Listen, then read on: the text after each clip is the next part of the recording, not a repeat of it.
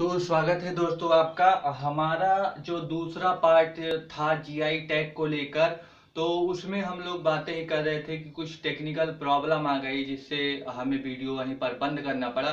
थोड़ी सी बातें उसकी ले लेंगे और जो पहली हमारी वीडियो थी अम्फान चक्रवात की, कुछ दो चार पॉइंट है वहां के, उसको भी लेकर आज ये छोटा सा वीडियो, करीब ये 15 या 20 मिनट का ही वीडियो होगा। तो सारे दोनों एस्पेक्टों को आज हम पूरा कवर कर देंगे। इन दोनों एस्पेक्टों से जहां भी आएगा आपको यकीन मानिए पूरी तरह से फुल्ली कंप्लीटेड होगा। तो दो चार इसके चीजें जो छूट गई हैं उसको जीआई टैग का क्लियर करते हैं। पहले आइए, तो हमने लोगो पर छोड़ा था। आप लोग हमारा पिछला वीडियो जो दूसरा पार्ट है करंट अफेयर का, जिसमें जीआई टैग आपका है, उसमें हमने यहीं पर छोड़ा था कि इसका जो लोगो होता है इस तरह से होता है, जिसमें ये वाला कलर नीला होता है और ये वाला कलर आपका केसरिया होता है। यानी कि जो केसरिया है यहाँ से लेकर यहाँ तक का आपका केसरिया होगा, ये पूरा जो कलर है ये नीला होगा और ये कलर होगा केसरिया, और बीच का जो बिंदी है ये गोला है ये नीले कलर का होगा और ये भाग पूरा सफेद होता है। तो यहीं से हमने बताया था कि ये इसकी अवधारणा कहाँ से निकली है। हमने बताया था कि जो ये जीआई टैग का जो ये लोगो है, ये लोगो आपका तिरंगे से है। किससे हमने बताया था? तिरंगे के रंग से लिया गया है। तिरंगे के रंग से क्या किया गया है?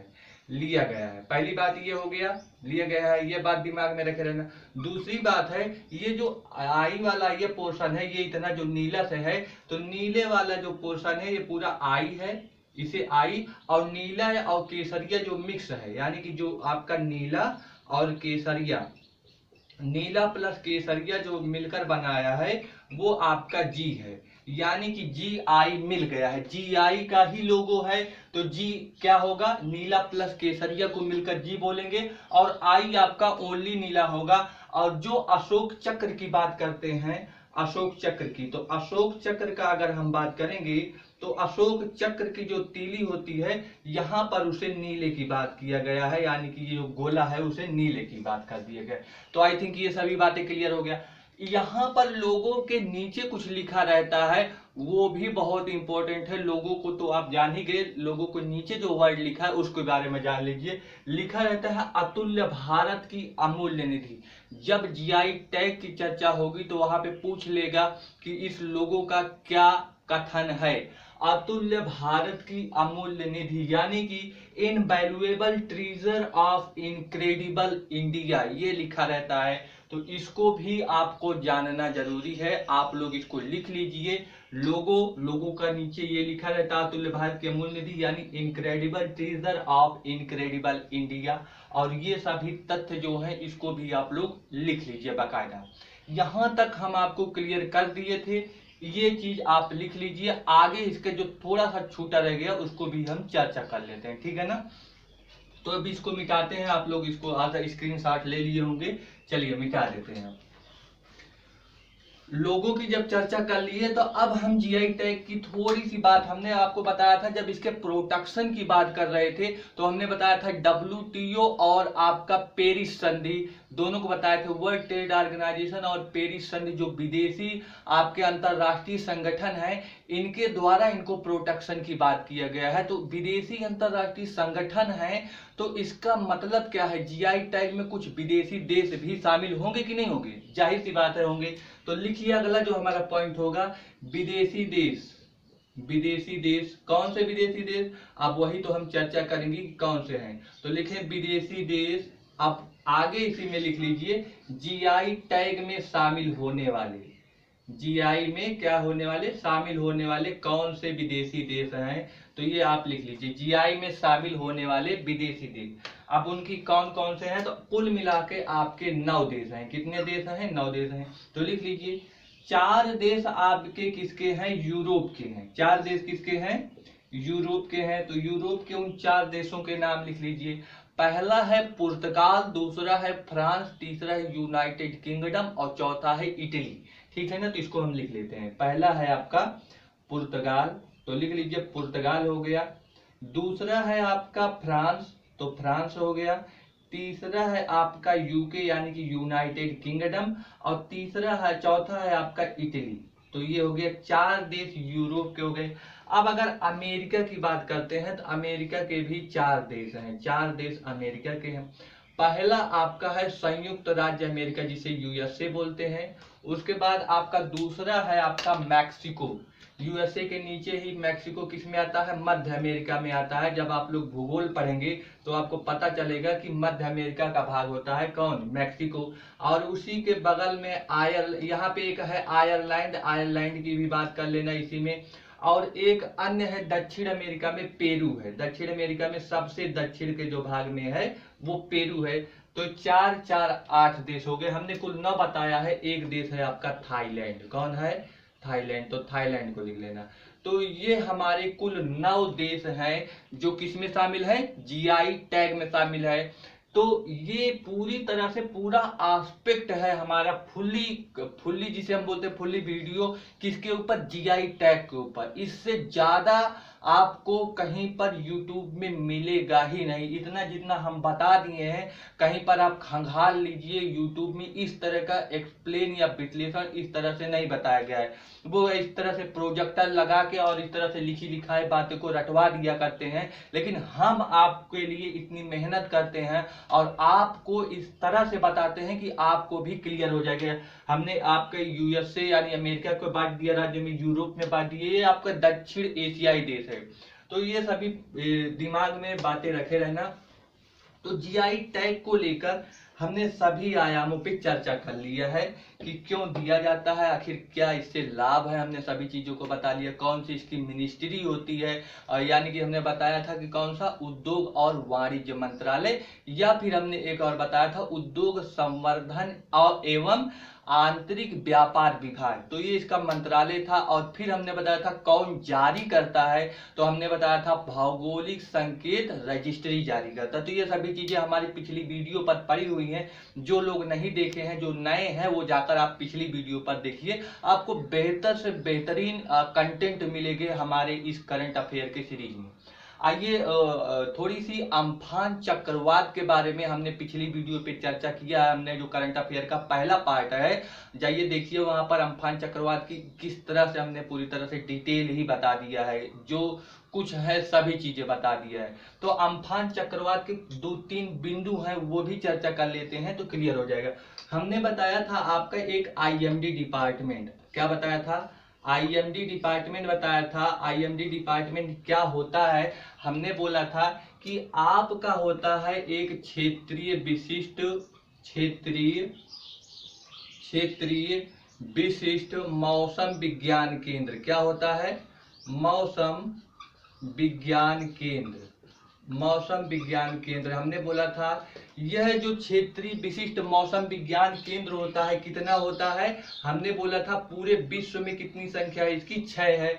और 6 में से एक कौन सा है? आपका आईएमडी डिपार्टमेंट है। यानी कि ये पूरे विश्व स्तर की जो क्षेत्रीय विशिष्ट मौसम विज्ञान केंद्र है, कुल पूरे विश्व में 6 हैं। ये क्या करते हैं? आपके मौसम से संबंधी बातों के सभी पूरे शेयर करते हैं, या फिर चक्रवात, तूफान, अन्य जो गतिविधियां, भीषण गर्मी, सूखा, ये सभी चीजें इसी क्षेत्र से संबंधित होती है। और भारत के साइड में आईएमडी डिपार्टमेंट है, उसी 6 में से एक डिपार्टमेंट आईएमडी है। आईएमडी का हमने बोला था इंडियन मीटेरियोलॉजिकल डिपार्टमेंट। आप पिछली वीडियो पर जाइए, वहां पर बताएं हम। तो यहाँ पर जो हमें चर्चा करना है इसके मुख्यालय को लेकर कि आईएमडी डिपार्टमेंट का मुख्यालय बताइए कहाँ पर है। तो सबसे पहले जो मुख्यालय हुआ करता था वो शिमला में था। कहाँ पर था? शिमला में। और मुख्यालय बाद में ये शिफ्ट हो गया। शिफ्ट होने के बाद ये पुणे में पहुंच गया, यानी कि मुख्यालय कहाँ पर शिफ्ट कर दिया गया? पुणे में शिफ्ट कर दिया गया। और वर्तमान में इसी का ब्रांच निकाल दिया है, नई दिल्ली में भी बना दिया। कहाँ पर बनाया है? नई दिल्ली में बनाया। जो पुणे शिमला की बात करते हैं तो शिमला में 1905 में यह डिपार्टमेंट हुआ करता था किसका? आईएमडी का। जब पुणे में आया तो 1928 में हुआ करता था। और अभी मेन ब्रांच पुणे ही है, उसका को ब्रांच आपका नई दिल्ली में है। ठीक है ना? तो ये आपको हमने इसके मुख्यालय से संबंधित बातें बता दी है, जो आपका चक्रवात या अम्फान चक्रवात में इसके हमने जिक्र किया था। अगर इसके हम बोल दें कि महासचिव कौन है, महासचिव कौन? किसके? आईएमडी डिपार्टमेंट के महासचिव कौन है? तो लिख लीजिए मृत्युंजय महापात्रा। मृत्युंजय महापात्रा। मृत्युंजय महापात्रा इसके क्या है, महासचिव है। तो ये आईएमडी डिपार्टमेंट की हमने पूरी तरह से बात कर लिया। आप लोग स्क्रीनशॉट लेकर इसे उतार सकते हैं, या फिर इतना मैंने जगह दे दिया कि आपको दिख रहा होगा, अच्छी तरह से दिख रहा होगा। तो अब मिटाते हैं इसकी। आईएमडी डिपार्टमेंट की तो हमने चर्चा कर ली है। एक चीज और बचा है, जरा ध्यान दीजिए। जब भी मौसम ये जिसे हम बोलते हैं आपदा संबंधी कोई भी प्राकृतिक आपदा आ जाती है, जैसे अभी चक्रवात आया तो प्राकृतिक आपदा में शामिल होगा, या फिर बाढ़ आ जाता है तो भी, या सूखा होता है तो भी, या सुनामी आ जाती है, या फिर भूकंप आ जाता है। जितने भी प्राकृतिक आपदाएं इस तरह की होती हैं, इनमें कौन सहयोग करता है? तो सहयोग करने के लिए आपका एक डिपार्टमेंट बनाया गया जिसे एनडीआरएफ बोलते हैं। क्या बोलते हैं? एनडीआरएफ बोलते हैं। तो थोड़ा सा एनडीआरएफ के बारे में जान लीजिए। इसलिए जानिए क्योंकि ये आपका प्राकृतिक आपदा से जुड़ा हुआ है। जो चक्रवात अम्फान आया, तो हो सकता है एनडीआरएफ को ही क्वेश्चन बनाकर आपसे पूछ ले, इसलिए हम इसके कोई भी एस्पेक्ट छोड़ना नहीं चाहते, सभी को पकड़ के ही आपको एक तरह से सब चीज दे देना चाहते हैं। तो एनडीआरएफ क्या होता है, पहले इसका फुल फॉर्म लिख लीजिए। तो फुल फॉर्म इसका अगर हम बात करें तो एन का मतलब होता है नेशनल, डी का मतलब होता है डिजास्टर, और आर का मतलब होता है रिसोर्सेज, और एफ का मतलब होता है फोर्स। तो क्या हो गया ओवरऑल अगर हम बात करें, नेशनल डिजास्टर रिसोर्सेज फोर्स। आप इसको लिख लीजिए कि एनडीआरएफ का फुल फॉर्म लिखिए। आप लोग एनडीआरएफ का लिख लीजिए। लिखो, मेरे ख्याल से लिखने की जरूरत तो नहीं पड़ेगी, हमने बता दिया तो शायद लिख लेंगे आप लोग। नेशनल डिजास्टर रिस्पांस फोर्स ये होगा, लिख देते, चलिए लिख देते हैं। फिर किसी को दिक्कत हो रही है इसमें तो लिख देते हैं नेशनल डिजास्टर रिस्पांस